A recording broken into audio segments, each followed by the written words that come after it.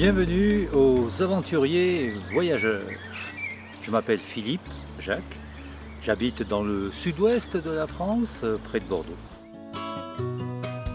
J'ai commencé à voyager à 24 ans, en faisant le tour du monde à vélo. Cela demande pas mal d'énergie, mais cela m'a permis aussi de découvrir notre belle planète. Au cours de ces premiers voyages, j'ai pris goût à l'image et j'ai réalisé mes premiers documentaires. Par la suite, j'ai laissé mon vélo de côté, mon bicycle à pédale, comme vous dites au Québec, et pour aller continuer mes voyages à pied. Alors j'ai fait une grande marche entre l'Égypte et Saint-Jacques-de-Compostelle qui s'appelle Marche pour la paix. Cette fois-ci, nous allons partir à travers l'Asie du Sud-Est. Nous allons faire un long voyage entre la province du Yunnan en Chine, puis nous allons descendre vers le Myanmar, l'ex-Birmanie, puis la Thaïlande, le nord de la Thaïlande, le Triangle d'Or, pour atteindre le Laos. Nous allons descendre le Laos, atteindre le Cambodge et enfin arriver au Vietnam pour terminer le voyage dans le delta du Mékong. Alors c'est un long voyage qui a nécessité 8 mois de tournage. J'ai sillonné tous ces pays en empruntant tous les moyens de locomotion possibles.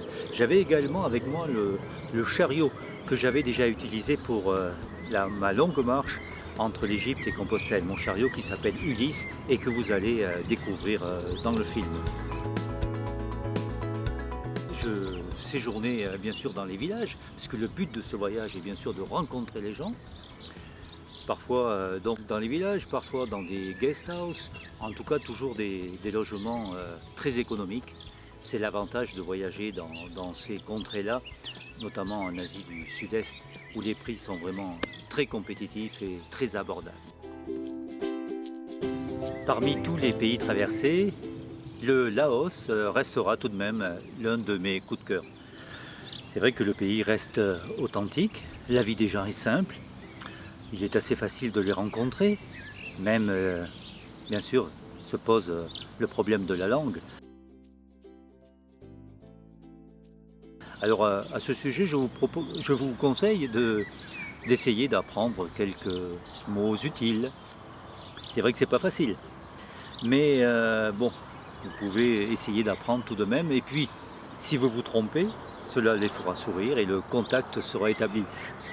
Après tout, c'est ça, c'est établir le contact.